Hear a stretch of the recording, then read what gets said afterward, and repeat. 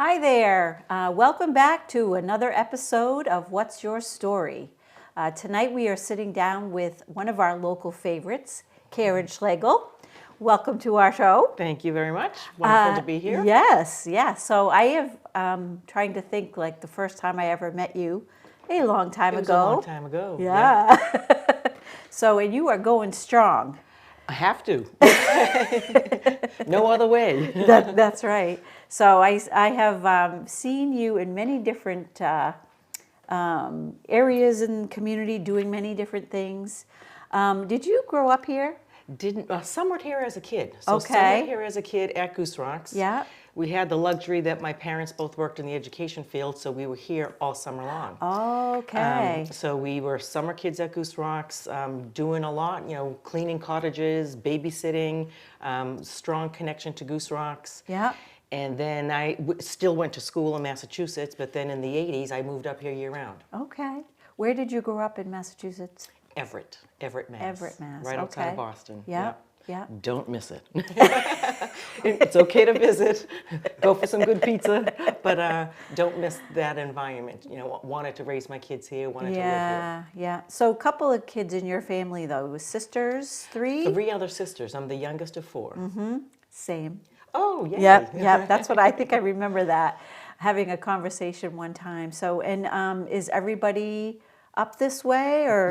Yep. We're all pretty much within a small radius. Kennebunkport, Kennebunk. My Okay. sister Chris is now in Kennebunk. So we never had to travel far for holidays. Oh. It was, my house or my sister Rita's house down the street. So easy. That's nice. Yeah, and it's nice that you're all around each other. So, especially as we get a little bit older, I don't know. There's some comfort in that, I think. There is. So, we're nearby, but we all have our different right. space and different lives. Yeah. So when you you moved here and got your family started, have you always been in real estate? I actually worked for the town. I worked for Kennebunk Savings Bank. I worked for the town of Kennebunkport in the code office. Okay. Love that. That's where I got a lot of my zoning and planning board background. There's a job opening right now. I know. Those are going to be really big shoes to fill. I know. I have always liked code, especially from learning it, but I worked for Wayne Adams twice in my career. Okay. And then went back into real estate full-time in 2000. Okay. So I started at Kennebunkport Beach Realty in the 80s. Wow. I've worked for a lot of the local agencies. Always wanted to do my own, but a little nervous about could I, is it the right time, raising 2 kids on my own, all that. And then jumped back in full-time in 2000 and don't look back. It's been a great career. I think some of my background stuff has helped me. Yeah. Try to make my path and not follow somebody else's. Yeah.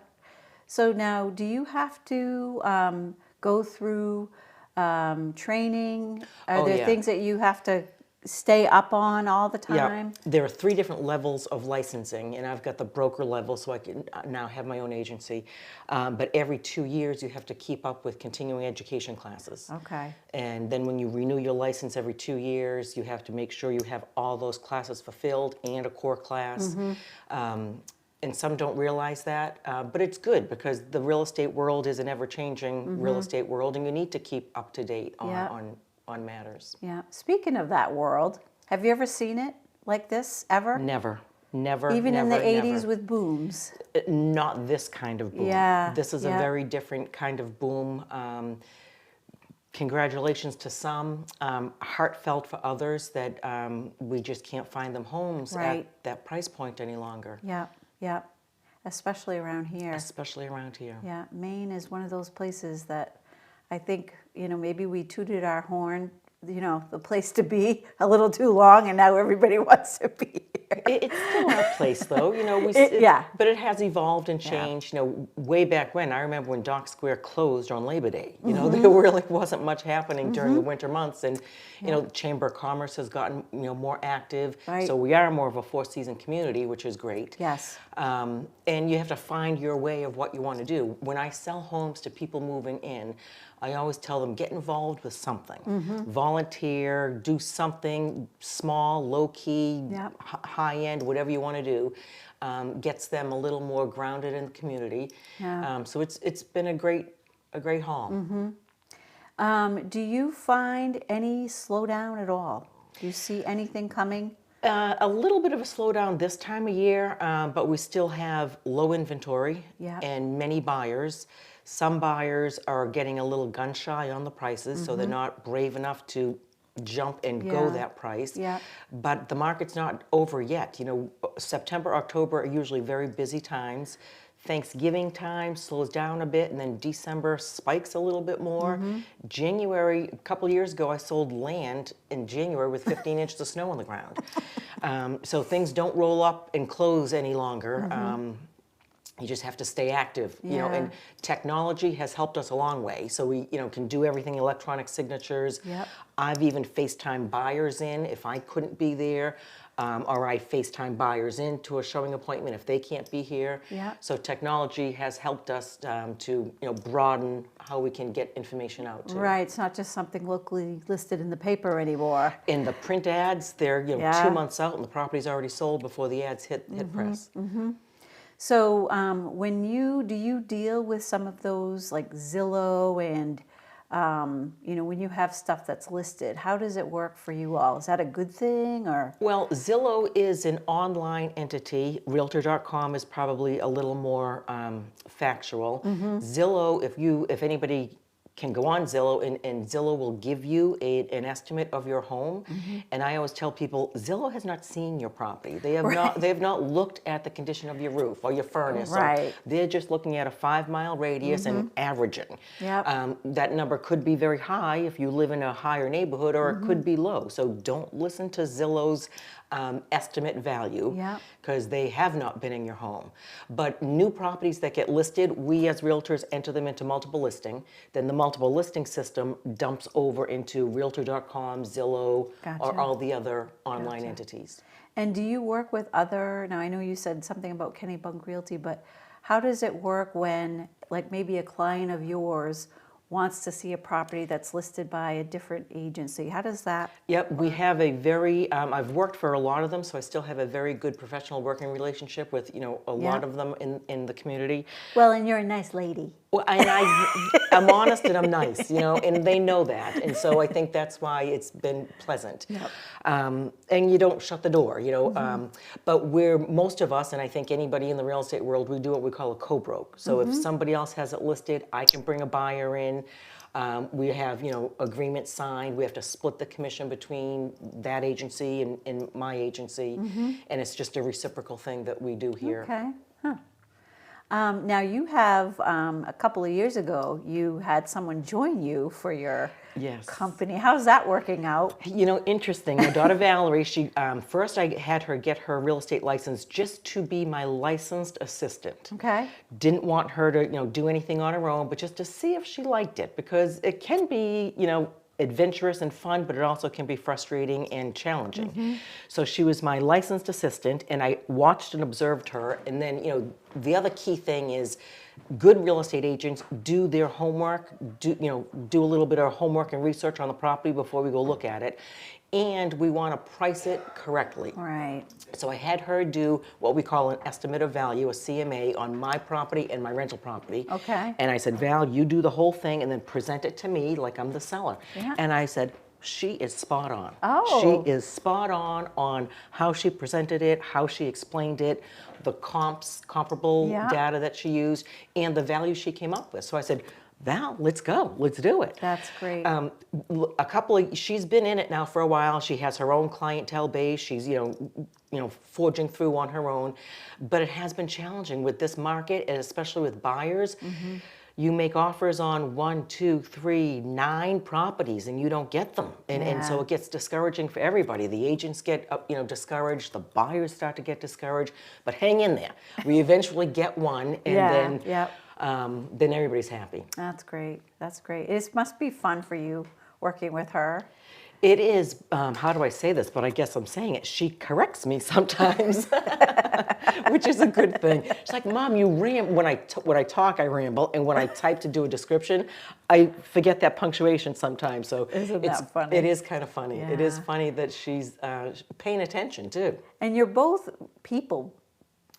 You're both about people. You're both very, you know, when I used to see her at Hurricane, Yep, she worked there for many, and many years. you know, just a real sweetheart. So that's great. And she can juggle things, and she has a memory, you know, and that's what I'm saying. All of these things, she can put this into place. Yeah, yeah. So it's That's been wonderful. great. Yeah.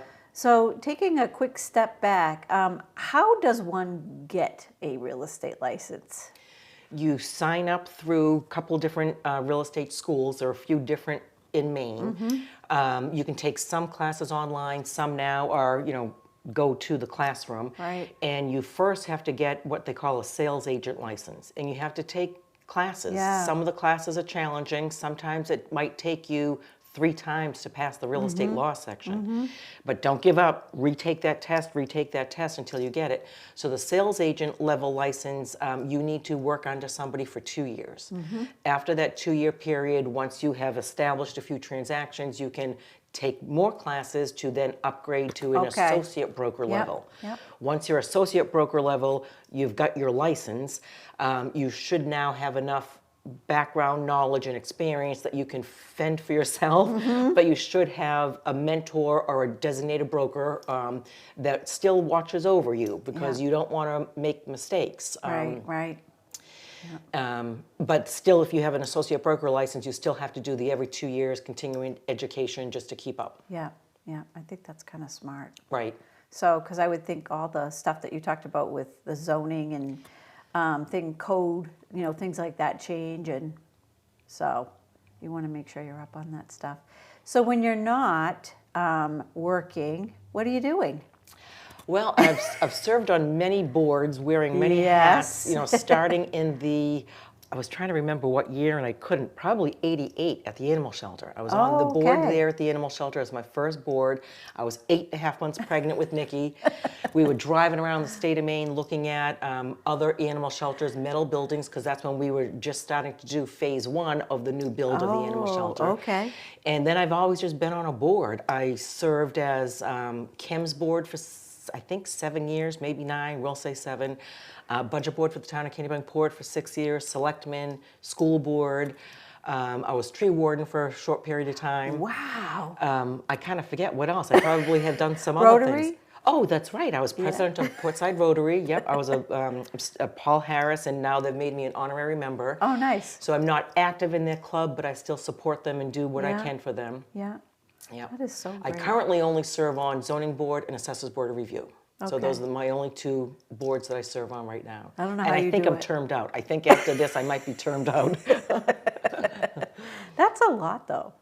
So, do you have any time for yourself to do anything fun? When you're self-employed like me, you can do what you want. You can set your own schedule, good or bad, because then you may have to work weekends. So I can set my own schedule. Or if I can't be there, Val, can you cover?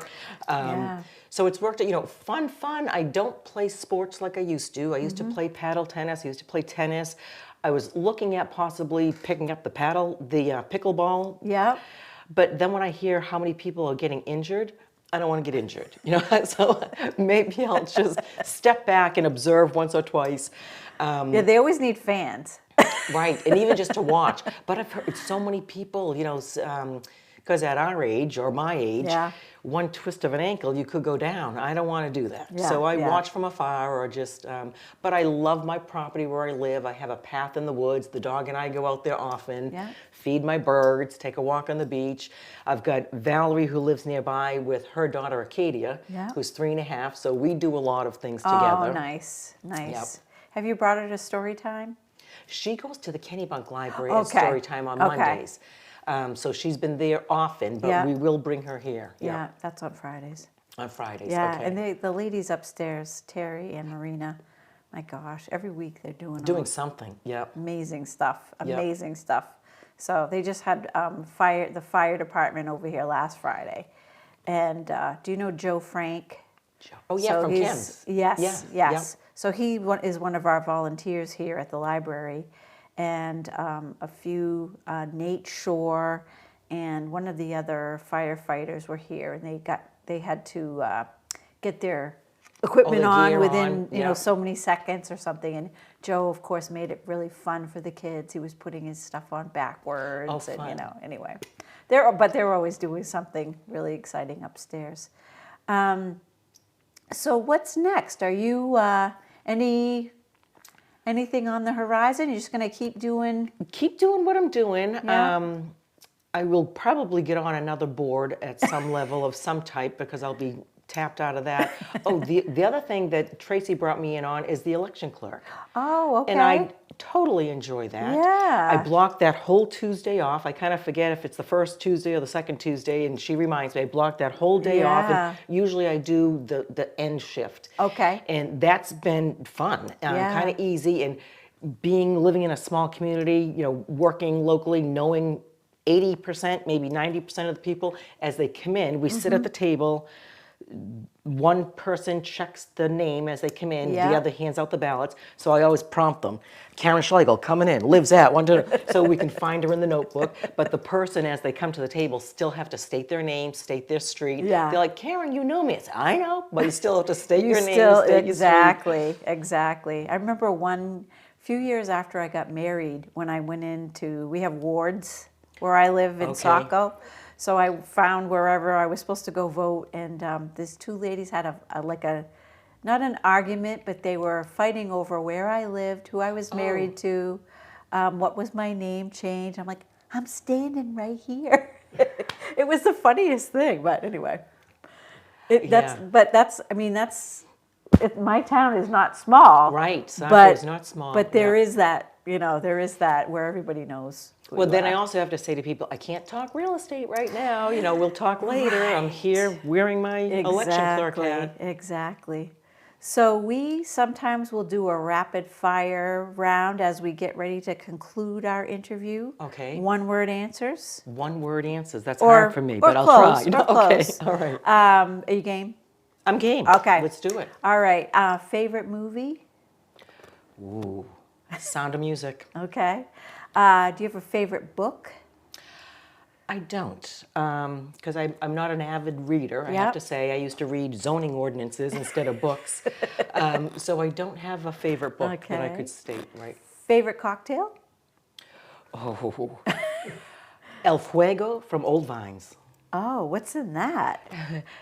Fire, you can do a medium, mild, spicy. So Okay. it's a tequila infused drink. Oh my goodness. I only get the medium. I did try to get the hot spicy, too spicy. Oh, okay. El Fuego medium. Mike Kelly, our producer, I think we might have to get there. All right, let's go. They open at 4. Coolest place you've ever been? Ooh.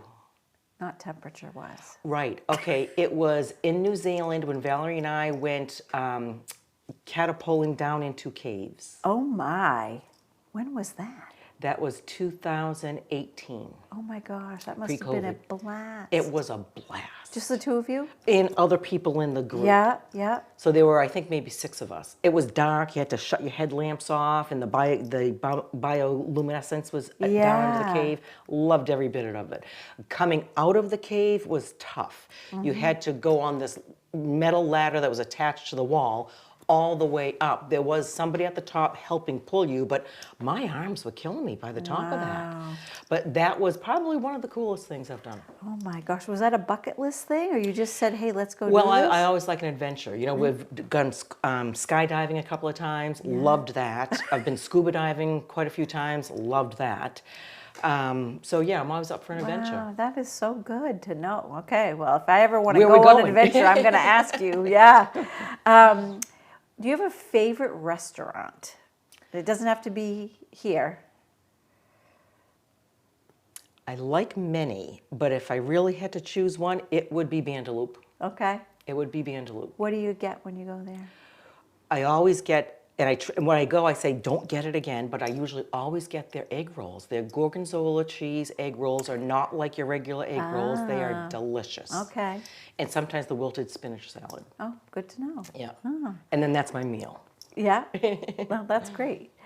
Is there anything that you want to tell our people out there? Anything you want to say about the real estate market, or volunteering I think or nothing on the real estate market because I think everybody thinks they're a real estate agent these days. Yeah. And so if you really want to talk real estate, call me directly. But I think what's probably most important is appreciating where we live and what we have for our resources right here in our own town. Okay. And to get involved in small steps or big steps because then you feel more a part of the community. I've been kind of eyeing the Kennebunkport Historical Society and thinking maybe I'll do a little volunteering over there. That's come a long way. I'm also very proud of, the library has come a long way over our years, and Historical Society is coming a long way. Yeah. I like to see that kind of growth because it's all in a good, positive way. Yeah. Well, we're always looking for volunteers here. I know. So, and it's, I think that's one of the things that I love about this job is that interaction with people. It's, someone asked me recently, how come your library isn't quiet? But it's not. It doesn't have to be. And no library is quiet anymore. It's just, it's not that place that you would go and just, pick out a book, sit in a corner. It's truly a community center now, and there's no shushing. Right. We say, no more shushing. And you're offering a variety of programs for every age group, whatever. Yeah, that's exactly right. Well, thank you so much for joining us tonight. Me. Thank you very much. Thank you to Mike Kelly, our producer, and keep going. Keep doing what you're doing, and we really appreciate everything you do for our community, All right, Karen. thank you, Mary Lou. All right. Thank you. And thank you all for being with us, and we'll see you right back here next time.